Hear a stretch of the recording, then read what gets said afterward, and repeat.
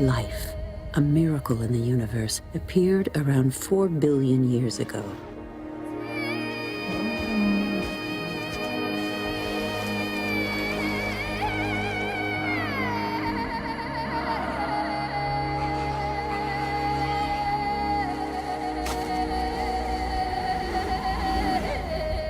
And we humans, only 200,000 years ago.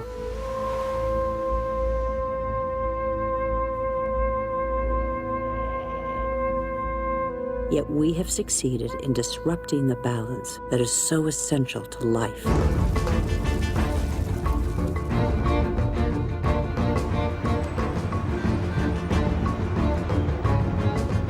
In 50 years, in a single lifetime, the Earth has been more radically changed than by all previous generations of humanity.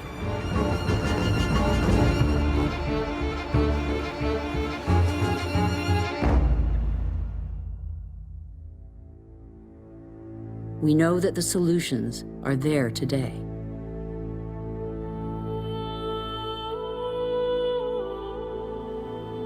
We all have the power to change.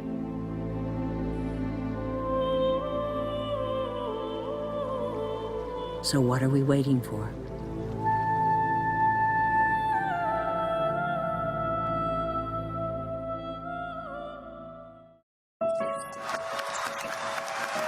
The Paris Agreement is adopted.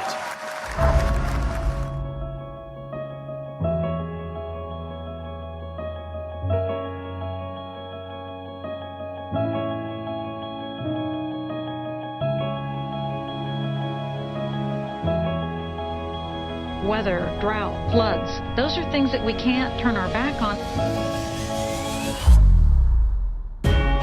There is a complete absence of a plan to get us to 1.5. It requires all countries to cut their greenhouse gas emissions by the second half of this century.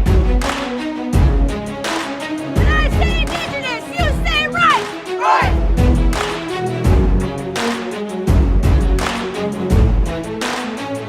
We know that Exxon lied. We have the solutions. You need to listen. We can build a safer future for everyone if we go 100% renewable energy.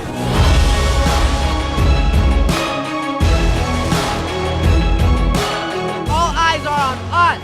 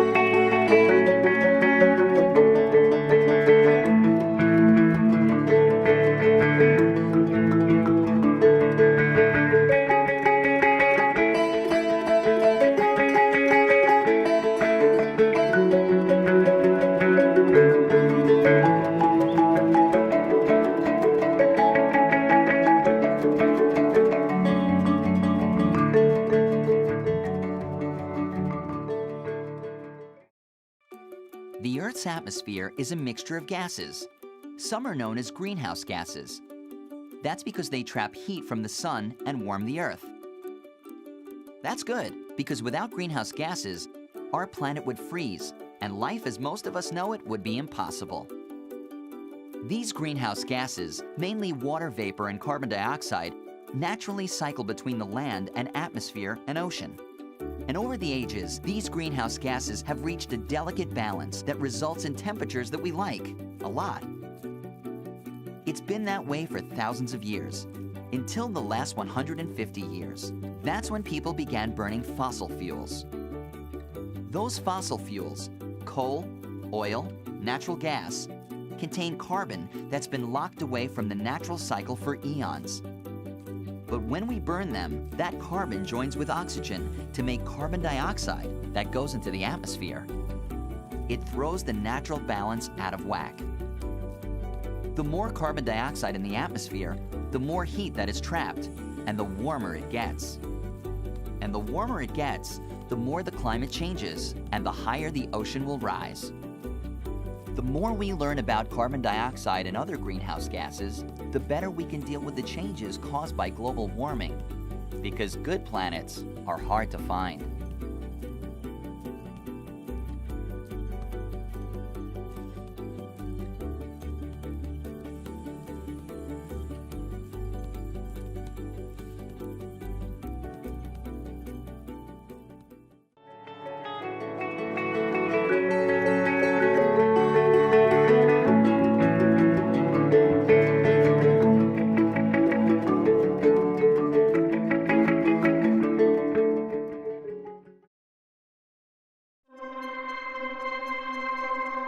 There's this campaign going on mainly in the US at the moment, and it's a new way into the whole climate debate that is a bit different from, change your light bulbs.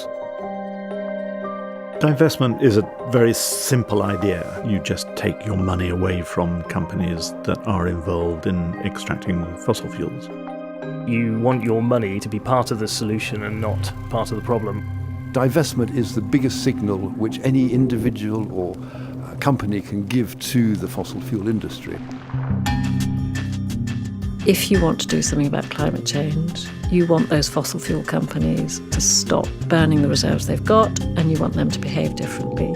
You do that by refusing to buy their shares. Divestment says we do not accept your premise, we do not like what you're doing. And in practical terms, it's about moving your money away from the problem and towards the solution. I don't know about you, but I don't really have any shares. But we all have stakes in pension funds, in various forms of investment through our lives. And those investments will almost certainly include shares in fossil fuel companies. A generation ago, when the biggest moral issue in the world was apartheid in South Africa, Nelson Mandela and Desmond Tutu suggested this tactic, that it was time for the great institutions of the West to cut their economic ties with companies that propped up the apartheid regime.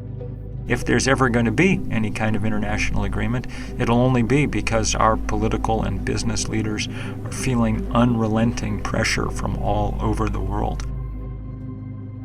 So unless there's political pressure to change, nothing will change. Divestment is very useful for shaming companies, it's very useful for bringing the issue out into the open more. It provides a really powerful moral framework. This is not a normal movement. There are no great leaders. There's no Dr. King of the climate movement. The fossil fuel industry is sprawling. It's protean. And so the resistance to it needs to be the same way. But that's the exciting part. The change isn't a technological change. It's not scientific change. It is now social change. We should be tackling the fossil fuel companies directly. Leave it in the ground. In the ground.